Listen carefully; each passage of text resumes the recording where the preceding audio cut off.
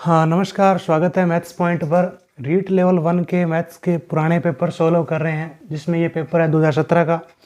पहला क्वेश्चन है, 12 पेनों का क्रय मूल्य 16 पेनों के विक्रय मूल्य के बराबर है, तो लाभ या हानि प्रतिशत ज्ञात करना है। तो 12 पेनों का क्रय मूल्य 12 पेनों का क्रय मूल्य बराबर है 16 पेनों के विक्रय मूल्य। तो ऐसे लिख लेंगे, 12 गुणा क्रय मूल्य और 16 पेनों का विक्रय मूल्य बराबर है, तो बराबर 16 गुणा विक्रय मूल्य। यहाँ से क्रय मूल्य और विक्रय मूल्य का अनुपात निकाल लेंगे। ये विक्रय मूल्य भाग में आ जाएगा, बराबर 16, ये 12 गुणा में भाग में चला जाएगा। अब ये 4 से कट जाएगा, 4 तिये 12 और 4 चौके 16, यानी क्रय मूल्य हो गया 4 और विक्रय मूल्य हो गया 3। तो कोई वस्तु 4 रुपये में खरीद कर 3 रुपये में बेची जाए तो ये हानि हो गई है। हानि यहाँ पर कितनी हो गई? क्रय मूल्य में से विक्रय मूल्य घटाएंगे तो हानि होगी 1 की, और हमें हानि प्रतिशत ज्ञात करना है। तो हानि प्रतिशत ज्ञात करने के लिए ऊपर लिखेंगे हानि बटा में क्रय मूल्य गुणा में 100।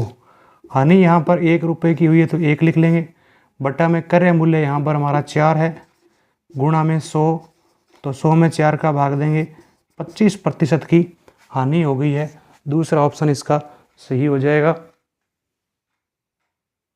दूसरा सवाल है, श्रीमान एक्स के पास एक निश्चित राशि है, उस राशि का कुछ राशि उसमें से 10% सरल ब्याज से और कुछ राशि 12% सरल ब्याज से जमा कराता है, तो 2 वर्ष बाद कुल ब्याज 2500 रुपये हो जाएगी। तो वो कुल राशि ज्ञात करना है, और इसमें यह भी दिया हुआ है कि उसकी एक प्रथम राशि का चौथाई भाग जो है वो शेष राशि का 5वें हिस्से के बराबर है। यानी उसके बाद जो टोटल रकम है उसके 2 पार्ट है। एक पार्ट को वो 10% ब्याज पे देता है, दूसरे पार्ट को 12% सरल ब्याज पे देता है। तो कुल 2 वर्ष बाद जो ब्याज है वो 25 हो जाएगा। अब जो इस कुल राशि के जो 2 पार्ट है उसमें से एक पार्ट जो है उसका चौथाई और दूसरे पार्ट का 5वां हिस्सा बराबर है।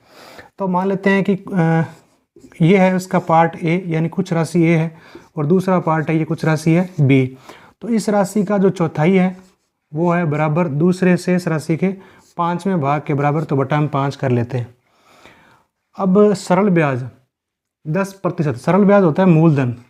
तो पहली राशि होगी ए मूलधन, समय हो गया 2 वर्ष, दर हो गई यहाँ पर 10%, बटा में 100।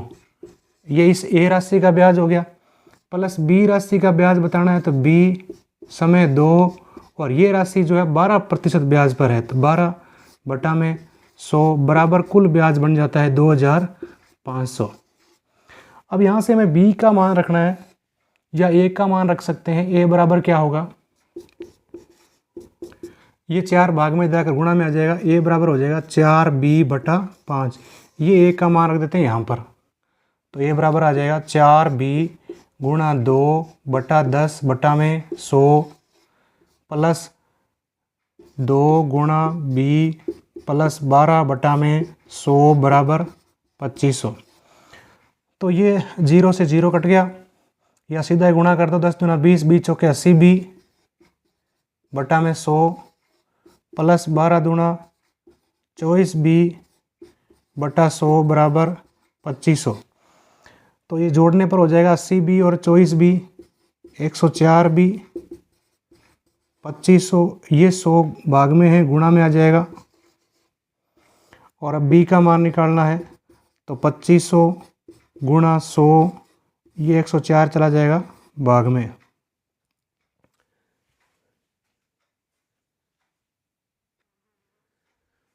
ए की जगह 4b बटा 5 लिखना है, तो ये बटा में 5 भी रह गया, 5 भी लिखना है, तो ये हो जाएगा 100 बटा 500 हो जाएगा नीचे। अब जोड़ेंगे तो 100 और 500 का एलसीएम लेकर जोड़ेंगे, जो कि बनेगा 500, और ऊपर आएगा 80b प्लस 500 में 100 का भाग देंगे, 5 आएगा, 5 को 24 से गुणा करेंगे, 24 5 120b बराबर 2500। 120 24 5 120 और 80 हो गया 200b, और 2500 ये 500 आ जाएगा गुणा में। तो यहाँ से b का मान आ जाएगा 2500 गुणा 500, ये 200 चला जाएगा भाग में, 2 जीरो से 2 जीरो कट गया, 25 5 125, 12,500 और 2 का भाग देंगे 6,250। तो जो बी पार्ट जो है इस राशि का वो है 6,250 और ए जो पार्ट है वो कितना आया है 4 गुणा बी पार्ट आ गया 6,250 बटा में 5 का भाग देंगे इसमें तो ये आ जाएगा 1250, 4 से गुणा करेंगे तो ये आ जाएगा 5,000। तो एक तो पार्ट हो गया 5,000 का, एक हो गया 6,250 का। तो कुल राशि बतानी है तो 6,250 और 5,000 जोड़ देंगे 11,250 कुल राशि आ जाएगी। नेक्स्ट क्वेश्चन है पानी और शर्करा के 3 लीटर मिश्रण में 40% शर्करा है। यदि 1 लीटर पानी इस मिश्रण में और मिला दिया जाए तो नए मिश्रण में शर्करा का प्रतिशत बराबर किसके बराबर होगा, कितना होगा बताना है। तो पानी और शर्करा का 3 लीटर का मिश्रण है जिसमें 40% शर्करा है और टोटल 100 हो गया, 100 में से 40% शर्करा है तो 60% हो गया पानी। अब लीटर में देखें तो 60% पानी, 60 बटा में कुल परसेंट 100 गुणा में यहाँ लीटर हो गया 3। तो ये 1 जीरो से 1 जीरो कट गया, 6 3 18, 18 बटा 10 यानी 1.8 लीटर हो गया इसमें पानी। और शर्करा हो गया 40 बटा 100 गुणा 3 यानी कि 1.2 लीटर हो गया इसमें शर्करा। अब क्या किया है, इसमें 1 लीटर पानी और मिला दिया तो पानी इसमें 1 लीटर और ऐड कर देंगे तो ये 2.8 लीटर पानी हो गया। अब इसमें शर्करा का प्रतिशत बताना है तो शर्करा उतना ही है 1.2 बटा में कुल मिश्रण लिखेंगे। कुल मिश्रण अब कितना हो गया 2.8 और 1.2 4 हो गया और गुणा में परसेंट निकालना है तो 100, 4 एकम 4, 25 चौके 100, 25 को 1.2 से गुणा करेंगे, 25 दूना 50 का 0 से लगी 5, 25 एकम 25 और 5 30, तो 30% इसमें शर्करा हो जाएगा। नेक्स्ट क्वेश्चन है ये समांतर चतुर्भुज है ABCD, इसमें x और y का मान ज्ञात करना है। तो हालांकि ये सवाल ही गलत है क्योंकि समांतर चतुर्भुज के आसन कोणों का योग 180 डिग्री होता है। यहाँ पर 150 और 75 को जोड़ें तो 180 नहीं होता है। लेकिन फिर भी दूसरी चीज़ ये है कि समांतर चतुर्भुज के सम्मुख कोण बराबर होते हैं। तो 2x प्लस 5y बराबर कितना होगा 150 और ये 4x प्लस y बराबर 75। तो दोनों समीकरण को हल करेंगे या फिर ऑप्शन से आप कर सकते हैं। दोनों समीकरण संतुष्ट होनी चाहिए, x बराबर 25 y बराबर 12.5 लिखने से। तो x बराबर 25 लिखें तो यहाँ पर 2 गुणा x की जगह अगर 25 लिखें और प्लस 5 गुणा y की जगह 12.5 लिखें तो इनका जो जोड़ है वो 150 आना चाहिए। 25 दूना 50 और 12.5 को 5 से गुणा करेंगे तो 62.5 आएगा, तो जोड़ेंगे तो 150 नहीं आएगा। फिर दूसरा ऑप्शन लेते हैं, x की जगह 12.5 लिखते हैं। x की जगह 12.5 लिखेंगे तो 12.5 को 2 से गुणा करेंगे 25 प्लस 5 गुणा y की जगह अब लेते हैं 25, तो 25 5 है 125, 125 और 25 कितना हो गया 150। पहली समीकरण सेटिस्फाइड हो गई है। इसी तरीके से दूसरी भी होनी चाहिए। x की जगह 12.5 लिखना है तो 4 गुणा x की जगह 12.5 प्लस y की जगह 25, तो 12.5 को 4 से गुणा करेंगे 50, 50 और 25 75। तो ये दूसरा ऑप्शन सही हो जाएगा, x बराबर 12.5 और y बराबर 25। नेक्स्ट क्वेश्चन है कबीर 10 रुपये में 11 की दर से पेंसिल खरीदता है और 11 रुपये में 10 की दर से बेच देता है तो उसका लाभ % बताना है। ऐसे सवाल करने के लिए आप क्या करेंगे, देखिए रुपये हैं और यहाँ पर पेंसिल है। 10 रुपये की 11 पेंसिल ये खरीदता है, क्रय मूल्य है, और 11 रुपये की 10 पेंसिल बेचता है, ये विक्रय मूल्य है। यहाँ पर आप क्या करेंगे, पेंसिलों की संख्या बराबर कर लेंगे। पेंसिलों की संख्या बराबर करने के लिए इसको 10 से गुणा कर देना है और इसको 11 से गुणा कर देना है। तो यहाँ भी 10 से गुणा करेंगे, इधर 11 से किया तो इसको भी 11 से गुणा करेंगे तो 11 110 पेंसिल हो जाएगी। ये भी 11/110 पेंसिल हो जाएगी। पेंसिलों की संख्या बराबर करनी है, 10 × 10 100 हो जाएगा, 11 × 11 121 हो जाएगा। यानी 110 पेंसिलों का क्रय मूल्य 100 हो गया और 110 पेंसिलों का विक्रय मूल्य हो गया 121। 100 रुपये की पेंसिल खरीदी, 121 की बेची। पेंसिलों की संख्या सेम होनी चाहिए, तो इसका मतलब कितने का लाभ हो गया? 100 रुपये में खरीदी, 121 में बेची, तो 21 रुपये का लाभ हो गया। बटा में क्रय मूल्य कितना है? 100% निकालना है, तो भी 100 कट गया, 21% का लाभ हो गया। नेक्स्ट क्वेश्चन है x + 5/6 + 5/7 + 4/9 बराबर 2 से 125/126। तो x किसके बराबर होगा ये बताना है। तो ये हो गया 126 को 2 से गुणा करेंगे 252 और 252 में 125 जोड़ेंगे, मिश्र भिन्न है, अनुचित भिन्न बदलेंगे, तो ये हो जाएगा 377/126। अब अगर हम 6, 7 और 9 इसका लहस्य लें, लहस्य से गुणा करेंगे, 2 का भाग देंगे 3 और फिर 3 का भाग देंगे 1, 3 और फिर 3 का और 7 का जाएगा, तो 2 × 6 = 6, 18, 18 7 126 आ जाएगा। तो यहाँ हम अगर 126 से गुणा करें सबको, 5/6 को 126 से गुणा करें, 5/7 को 126 से गुणा करें, 4/9 को 126 से गुणा करें और ये 377/126 है, इसको 126 से गुणा करें और x है इसको भी 126 से गुणा करें। लहस्य लेके लहस्य से गुणा कर देंगे, तो 6 का भाग दिया 21, 21 5 105, यहाँ पर है 126x और इसमें 7 का भाग देंगे, 18 7 126, 18 5 90, इसमें 9 का भाग देंगे तो 14 9 126 होता है, 14 चौके 56, ये 26 से 126 कट गया 377। अब ये सब जोड़ लेंगे और इधर आकर के माइनस हो जाएगा 377 में से 105 और 90 195, 195 में 56 जोड़ेंगे, 6 और 5 11, 9 और 5 14 15, 251, ये इधर आकर के माइनस का हो जाएगा। 7 में से 1 गया 6, 7 में से 5 गया 2, 3 में से 2 गया 1, 126 और इस तरफ है 126x, 126 दाईं तरफ आएगा तो 26 भाग में चला जाएगा और 126 में 126 का भाग देंगे तो x का मान बच जाएगा 1। तो पहला ऑप्शन इसका सही हो जाएगा। नेक्स्ट क्वेश्चन है वर्त में थीटा का मान बराबर है इनमें से किसके बराबर है, ये कौन बताना है। तो देखें ये चाप है CD, इस चाप CD द्वारा एक ही वर्तखंड में बने कोण बराबर होते हैं। तो CD चाप द्वारा इस दूसरे साइड में कौन सा वर्त कोण बना हुआ है, DAC, ये वाला जो कोण है वो DBC के बराबर होगा। ये दोनों कोण एक ही वर्तखंड में है तो दोनों बराबर होंगे, तो ये 40 हो गया। अब त्रिभुज ADC में A बिंदु पर 40 डिग्री कोण बन रहा है, D पर 85 बन रहा है, C पर ये कोण बताना है। तो त्रिभुज के तीनों कोणों का जोड़ 180 होता है, तो 180 में से आपको दो कोण पता है 40 और 85, ये दोनों को जोड़कर 180 में से घटा देंगे तो थीटा आ जाएगा। यहाँ पर 40 और 85 जोड़ेंगे 125, 180 में से 125 घटाएंगे तो ये आ जाएगा 55।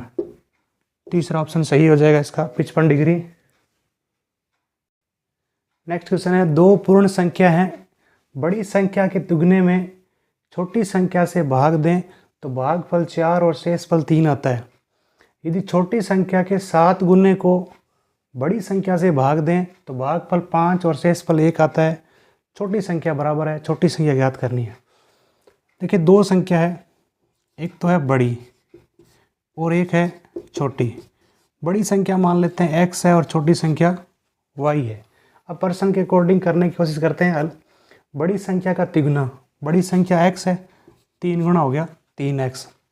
इस 3x में छोटी संख्या से भाग दें, इस 3x में छोटी संख्या है y, इसका भाग दें तो भागफल तो आता है 4 और शेषफल आता है 3।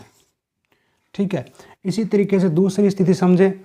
यदि छोटी संख्या के 7 गुने को, छोटी संख्या है y, इसका 7 गुना होगा 7y, इसमें किसका भाग देना है, बड़ी संख्या है x से भाग दें तो भागफल कितना आता है 5 और शेषफल कितना आता है 1 आता है। अब देखिए समीकरण बनेगी। हम जानते हैं भाज्य जो होता है वो होता है भाजक गुणा भागफल प्लस शेषफल। भाज्य क्या होता है? जिसमें भाग दे रहे हैं 3x। भाजक क्या होता है? जिसका भाग दे रहे हैं। गुणा भागफल क्या होता है? जो ऊपर आया है 4, तो 4 को y से गुणा करेंगे तो ये हो गया 4y, प्लस शेषफल हो गया यहाँ पर 3। इस दूसरी स्थिति में क्या बनता है भाज्य? 7y।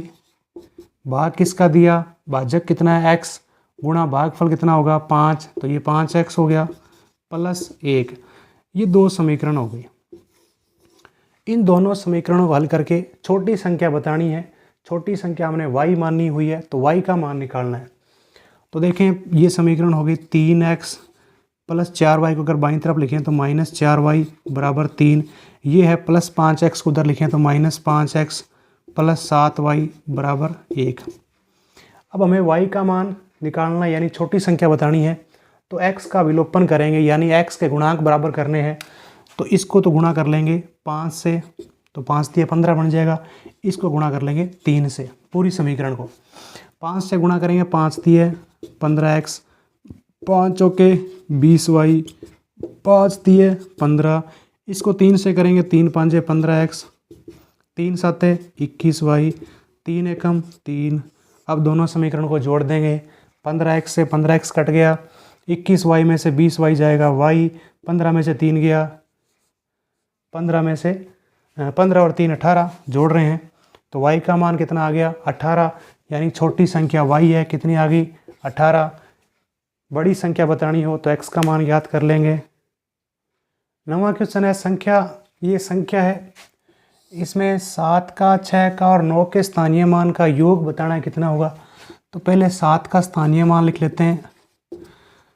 7 यहाँ पर इकाई, दाई, सैकड़ा, हजार, 10,000, लाख, 10 लाख पर है, तो 7 का स्थानीय मान हो जाएगा 70 लाख। और 6 का स्थानीय मान, 6 यहाँ पर इकाई, दाई, सैकड़ा, हजार, 10,000 के स्थान पर है, तो 6 दाई 60,000, 6 दाई 60,000 हो जाएगा 6 का स्थानीय मान। फिर 9 का स्थानीय मान, 9 यहाँ पर इकाई के स्थान पर है, तो 9 का स्थानीय मान 9 हो जाएगा। अब इन तीनों को जोड़ देंगे, 9 0 0 0 6 0 7। तो ये कौन से ऑप्शन में है? ये हमारा तीसरा ऑप्शन सही हो जाएगा। नेक्स्ट क्वेश्चन है, छोटी से बड़ी भिन्न की ओर व्यवस्थित करना है। ये नीचे 5 भिन्न दी हुई है, छोटी से बड़ी भिन्न के रूप में अरेंज करना है। सबसे छोटी पहले, फिर उससे बड़ी, फिर उससे बड़ी, अंत में सबसे बड़ी। बीच में जो भिन्न आएगी वो बतानी है। देखिए 1/3 यानी 1 में 3 का भाग करें तो ये हो गया 0.333 आएगा। 31% है, 31% है, परसेंट हटाएंगे तो बटा में 100 आएगा। अब 31 में 100 का भाग देंगे तो 100 का भाग देना तो ऊपर 2 अंक बाद पॉइंट लग जाएगा, यानी ये 0.310 है। और ये 3/10 है, तो 3 में 10 का भाग देना है, तो 10 का भाग दे रहे हैं तो 1 अंक के बाद पॉइंट लग जाएगा, यानी 0.300 है। और ये इसमें अगर 3 का भाग दें, 0.909 में 3 का भाग दें तो ये आएगा 0.303। अब इसमें सबसे छोटी भिन्न कौन सी है? दूसरी, तीसरी, चौथी। छोटी से बड़ी अरेंज करनी है, एक रह गई है बीच में 0.313। सबसे छोटी भिन्न कौन सी है? 0.333, 310, 300, तो 300 है, ये सबसे छोटी हो गई 3/10। उसके बाद में 300 के बाद में 303 यानी 0.909/3। और उससे बड़ी 303 के बाद 310 यानी 31%। और 31% के बाद में 310 के बाद में जिसका 313 है, और ये लास्ट में 1/3। अब बीच में पूछी है तो 2 ऊपर छोड़ दो, 2 नीचे छोड़ दो, बीच में कौन सी है? 31%, यानी तीसरा ऑप्शन सही हो जाएगा।